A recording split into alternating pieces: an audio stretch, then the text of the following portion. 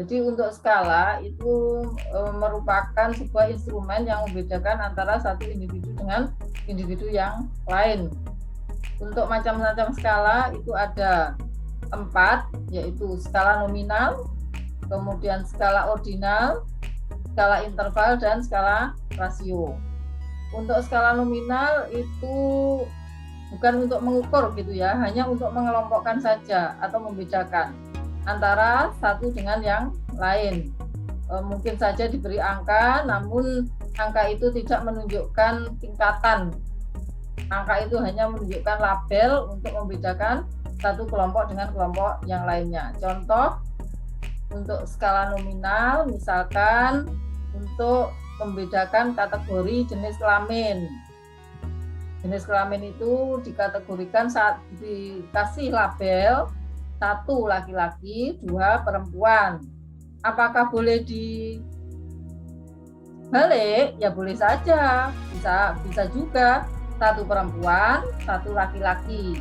Karena angka 1 dan 2 di sini tidak membedakan tingkatan ataupun tidak menunjukkan tingkatan gitu ya, tidak menunjukkan apa-apa, hanya menunjukkan kelompok, hanya menunjukkan kelompok. Jadi kelompok 1 laki-laki, kelompok 2 perempuan. Kalau dibalik boleh saja kelompok 1 perempuan, kelompok 2 laki-laki. Apakah 1 lebih besar dari, apakah lebih kecil dari 2? Apakah 1 lebih tinggi dari 2? Tidak. Di dalam skala nominal hanya pengelompokan dan hanya menunjukkan sebagai label saja gitu ya. Kemudian contoh yang menggunakan skala nominal adalah agama. Ada 1 Islam, 2 Katolik, 3 Protestan, Hindu, dan Buddha. Kemudian juga pegawai, 1 pegawai negeri atau ASN, 2 BUMN atau BUMD, 3 pegawai swasta, dan seterusnya. Ya. Contoh yang lain apa? Misalnya suku, Bu, yang lain. Nah, misalkan gimana suku? Ada suku Bali, suku Jawa, suku Bugis. Oke, suku. Kemudian misal juga prodi gitu kan. Ada prodi akuntansi, ada prodi manajemen, ada prodi ekonomi pembangunan. Juga fakultas.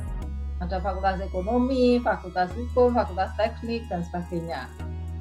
Jadi kita memberikan angka 1 di sini hanya untuk membedakan antara kelompok yang satu dengan kelompok yang lain, hanya sebagai label saja. Itu adalah skala nominal.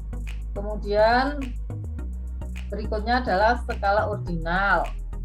Kalau skala ordinal ini digunakan untuk memberikan pemeringkatan mengenai preferensi atau kegunaan dari sesuatu untuk mengurutkan tingkatan gitu ya, karena preferensi itu kan kecenderungan gitu ya, preferensi atau keutamaan gitu ya, yang atau kesukaan gitu ya. Contoh misalkan di sini urutkan tempat wisata yang paling menyenangkan, gini. Jadi urutkan tempat wisata mulai dari paling menyenangkan sampai paling tidak menyenangkan dari beberapa tempat wisata berikut ini. Misal Jatim Park 1, Jatim Park 2, Selekta, Kebun Binatang Surabaya, Agrowisata. Misal saya tanya Kadek, urutkan mulai dari yang menurut Kadek paling menyenangkan sampai paling tidak menyenangkan. Paling menyenangkan Kebun Binatang Surabaya, Bu. Kemudian Selekta, Jatim Park 2, Jatim Park 1, yang terakhir Agrowisata Apel. Oke, itu Kadek. Saya Nisa Amanda. Jatim Park 1, Kebun Binatang, Jatim Park 2, Selekta, Agrowisata. Ini yang disebut preferensi itu seperti ini.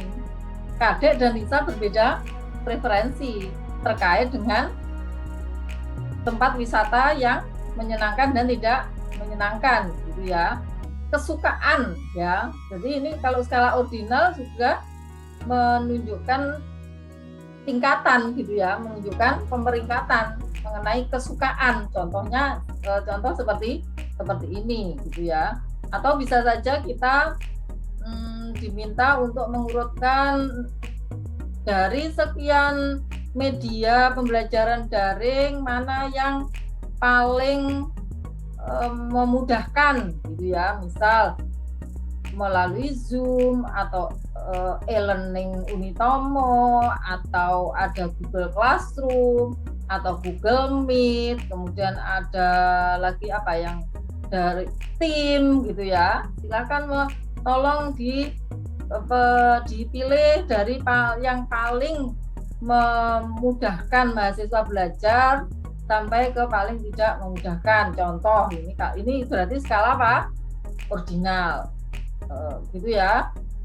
Mungkin ada yang memberikan contoh yang lain skala ordinal.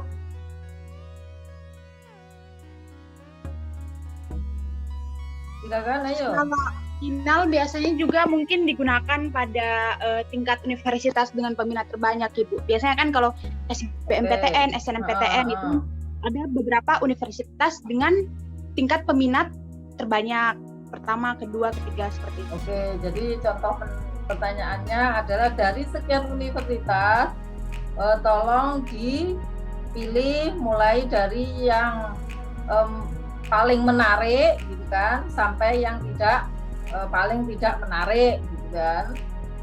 Nah, dari 10 universitas tolong diurutkan mulai dari universitas yang menurut Anda paling menarik untuk dimasuki dan paling tidak menarik. Itu adalah contoh skala ordinal. Kemudian kita lanjut ke skala interval, gitu ya. Skala yang menyatakan kategori, peringkat, dan jarak. Sudah ada jaraknya gitu ya. Kalau tadi tentang tempat wisata yang paling menyenangkan sampai yang paling tidak menyenangkan, kalau menurut Kadek paling menyenangkan kebun binatang, tapi Nisa Jatim Park 1.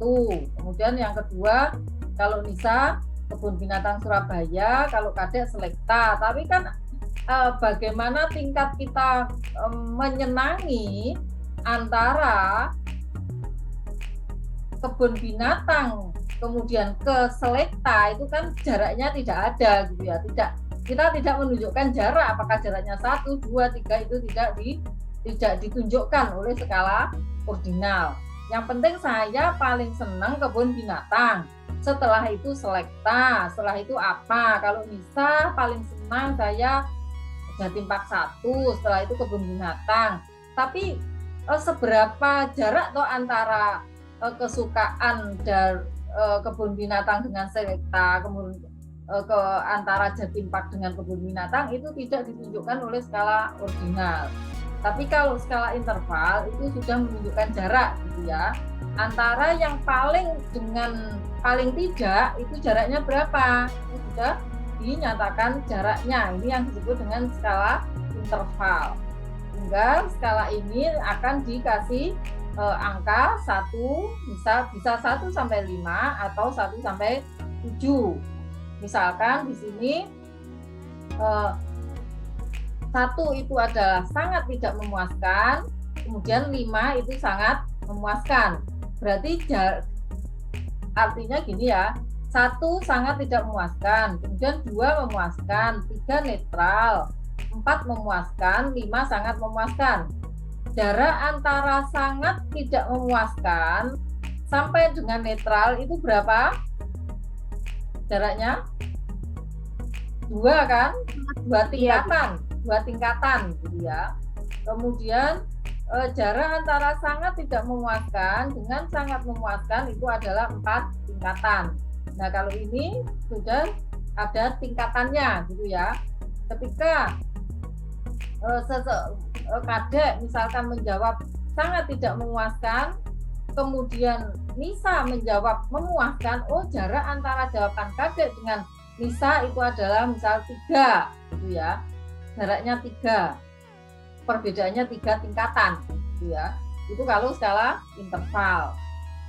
Kemudian untuk contoh skala interval yang paling sering digunakan itu adalah skala Likert. Berdasarkan yang pengetahuan yang saya baca, kenapa istilahkan skala Likert, ini penemunya adalah Likert, sehingga ini disebut skala Likert. Contoh skala Likert yang digunakan ini adalah sangat setuju 1 sampai sangat tidak setuju. Misalkan mohon diberi jawaban atas pernyataan yang menyatakan bahwa pengungkapan kebijakan akuntansi, riset dan pengembangan perlu dilakukan dalam laporan keuangan. Menurut Anda sangat setuju, setuju, tidak berpendapat, tidak setuju, atau sangat tidak setuju? Coba saya tanya Maria. Setuju? Coba dari skala 1 sampai 5, kalau Maria memilih yang mana untuk pernyataan ini?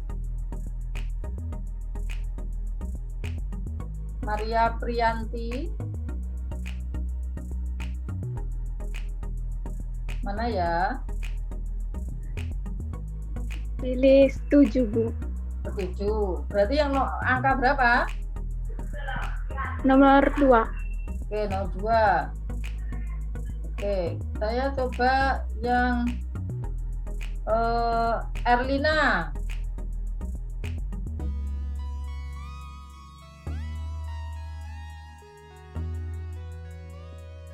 Sangat setuju, Ibu. Oke, nah kok Erlina habis bangun tidur suaranya? Bangun tidur tak Erlina? Enggak, Ibu. Oh, oke, Fahrizal. Saya tidak berpendapat. Loh, tidak berpendapat. Kenapa? Coba, kok bisa? Fahrizal, ngapain kamu tidak berpendapat?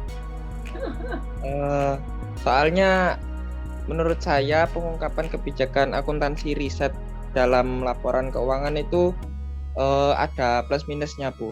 Yang pertama kan laporan keuangan itu kan menurut saya pribadi itu tujuannya itu fokus kepada tujuan laporan keuangannya itu. Jadi menurut saya tidak perlu dicantumkan. Tapi ada beberapa alasan lain yang untuk bisa membuat saya setuju juga. Jadi saya bingung, Bu. Saya milih tidak berpendapat. Ya, nggak apa-apa. Tapi biasanya gini, kita sebagai peneliti itu akan bingung kalau ada yang memilih tidak berpendapat itu kan bingung, kita mau menganalisisnya kan. Kalau setuju, oh berarti artinya kebijakan ini penting untuk dilakukan. Kalau tidak berpendapat, bingung gitu ya. Oke, Pak Rizal. Oh, tungguannya nanti. Oke ya, yang dimaksud itu bukan pengungkapan risetnya, Pak Rizal, tapi pengungkapan kebijakan akuntansi, riset dan pengembangan. Setiap perusahaan itu selalu mengeluarkan, gitu, terutama perusahaan manufaktur, mengeluarkan biaya untuk riset dan pengembangan. Tujuannya untuk apa? Kenapa sih perusahaan itu melakukan riset dan pengembangan? Ya, agar produk-produk yang dihasilkan bisa meningkat, Bu, bisa berkembang, kualitasnya tentu jadi lebih sesuai dengan keinginan masyarakat. Nah, untuk tentu mengikuti selera konsumen agar bisa menemukan produk yang mengikuti selera konsumen. Contohnya saja handphone gitu ya. Untuk keluaran terbaru kan sangat cepat ya untuk handphone, kemudian laptop gitu ya, apalagi yang sangat cepat itu artinya perkembangannya. Yang paling sering kan barang-barang elektronik ya. Nah itu perusahaan harus mempunyai divisi riset dan pengembangan untuk menemukan produk-produk yang seperti apa yang disukai oleh konsumen. Makanya untuk industri handphone gitu ya, dulu awal-awal ketika kita Indonesia itu mengenali handphone yang kuat Siemens kalau nggak salah gitu ya, Siemens. Kemudian ganti ada Nokia gitu ya. Nokia sekarang sudah nggak ada gitu kan. Kemudian ada apa lagi selain Nokia? Ada apa lagi? Sony Ericsson, Bu. Oh, Sony ya, Sony Ericsson. Oh, Sony ya, Sony Ericsson ya, Kadek. Dulu banyak Ya, itu Bu. juga. Sony Nah, Ericsson. sekarang kan habis juga, tahu nggak ada toh? Sekarang yang menguasai industri handphone siapa? Sekarang perusahaan Apple, Bu, sama yang Android, Vivo, Oppo, Samsung. Nah, Samsung. itu kan yang menguasai sekarang.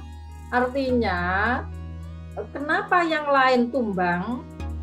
Berarti yang lain itu kurang cepat untuk beradaptasi dan menghasilkan produk yang sesuai dengan selera konsumen. Kalau tidak salah, yang mana gitu ya, dari yang tumbang itu salah satunya lambat untuk mengadopsi berbasis Android gitu ya, sehingga udah ketinggalan gitu ya. Makanya setiap perusahaan perlu yang namanya divisi riset dan pengembangan, di mana di situ biayanya sangat mahal sekali gitu ya, karena melakukan riset itu juga butuh tenaga ahli itu tentu mahal gitu kan. Selain tenaga ahli, tentu kalau membutuhkan berbagai macam bahan toh untuk ini mencoba gitu ya, untuk mencoba berbagai bahan, peralatan dan seterusnya. Yang dimaksud tadi untuk kebijakan akuntansi riset dan pengembangan itu ya kebijakan akuntansi biaya-biaya riset itu di dalam laporan keuangan akan dicatat di mana gitu ya, apakah akan dikapitalisasi atau akan dibiayakan di dalam laporan laba rugi. Karena kalau besar misal dalam 1 tahun 1 miliar, ketika dimasukkan ke laporan laba rugi, apa akibatnya? Mengakibatkan apa? Misal suatu perusahaan kebetulan pengeluaran biaya riset dan pengembangannya itu besar. Ada 2 perlakuan yang bisa dilakukan. Apakah masuk ke dalam laporan laba rugi sebagai biaya riset dan pengembangan, atau dimasukkan ke aktiva, dikapitalisasi sebagai aktiva tidak berwujud yang nanti amortisasi gitu ya, diamortisasi. Kalau dimasukkan ke laporan laba rugi, akibatnya apa kalau besar, misalkan 1 miliar dalam 1 tahun?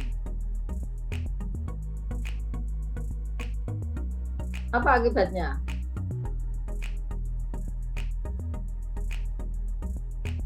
Akibatnya apa?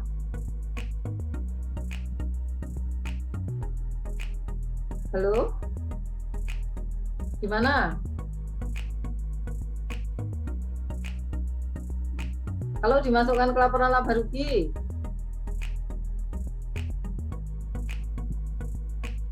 halo Merlin, Yena,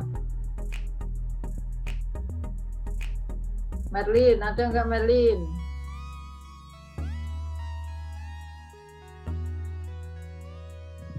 Saya putus apa enggak? Tidak, Bu. Oh tidak. Ayo Yena, kalau misal suatu perusahaan kebetulan biaya riset dan pengembangannya besar, 1 miliar. Ketika langsung semuanya dimasukkan ke laporan laba rugi, bagaimana akibatnya?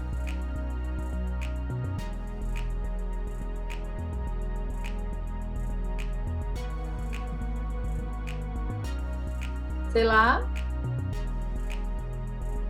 Iya, Ibu. Ya, gimana akibatnya kalau dimasukkan ke laporan laba rugi? Kalau menurut saya, kalau di laporan laba rugi nggak boleh dimasukkan semua, Ibu, karena kan itu termasuk beban ya kalau nggak salah, belum terjadi. Oh, sudah, kalau terjadinya sudah. Misal satu tahun berjalan itu menghabiskan 1 miliar untuk biasa riset dan pengembangan. Kalau semuanya dimasukkan ke laporan laba rugi, akibatnya apa? Akibatnya nanti ke perubahan modalnya, Ibu. Oh, sebelum perubahan modal nggak usah jauh-jauh dulu. Kemana? Karena saja. Ke laporan ke laporan keruginya kan, perusahaan semakin rugi. Bentar ya, saya terima telepon sebentar ya. Ya Ibu.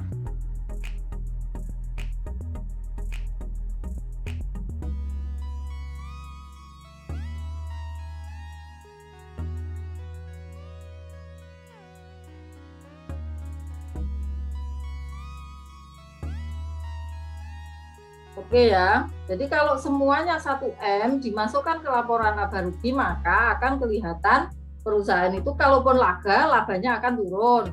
Kalaupun rugi, ruginya akan semakin besar. Oleh karena itu kan ada boleh, karena ini biaya riset dan pengembangan itu adalah biaya yang dikeluarkan untuk manfaat yang akan datang, maka boleh dikapitalisasi. Yang dimaksud dikapitalisasi itu biayanya dimasukkan ke aktiva, yaitu apa ya, sebagai biaya riset dan pengembangan, gitu ya, tapi dikapitalisasi dan nanti diamortisasi. Oke ya, itu contoh dari tadi, contoh dari skala Likert ya, contoh skala Likert. Nah, tadi kan contoh bahwa dari beberapa yang saya tanya berbeda kan jawabannya. Ada yang sangat setuju, ada yang setuju, ada yang tidak berpendapat. Tapi kita peneliti itu harapannya kalau responden ditanya itu jangan sampai memilih yang netral atau abu-abu atau tidak berpendapat ya. Nanti kita akan sebagai peneliti kan bingung kan menganalisisnya kalau ditanya tidak berpendapat. Jadi kalau Anda misal diminta seseorang menjadi responden, usahakan menjawab itu tidak di area abu-abu. Abu-abu itu ya tadi tidak berpendapat. Kita kan harapannya kalau setuju ya pilih setuju, kalau tidak setuju pilih tidak setuju. Kemudian yang berikutnya adalah skala rasio, yaitu skala yang menyatakan kategori, kelompok, ada peringkat, ada jarak dan perbandingan. Contoh, tinggi badan seseorang 160 sama artinya dengan 2 kali lipat dari 80 kg. Ini contoh dari skala rasio. Jadi secara umum ketika kita melakukan penelitian itu kalau tidak menggunakan instrumen kuesioner dan menggunakan data sekunder itu secara umum menggunakan skala rasio. Gitu ya. Skala rasio itu skala yang sudah bisa dibandingkan. Contoh 160 itu sama dengan 2 kali lipat dari 80. 40 itu adalah 4 kali lipat dari 160 itu adalah 4 kali lipat dari 40 kg. Itu contoh dari skala rasio.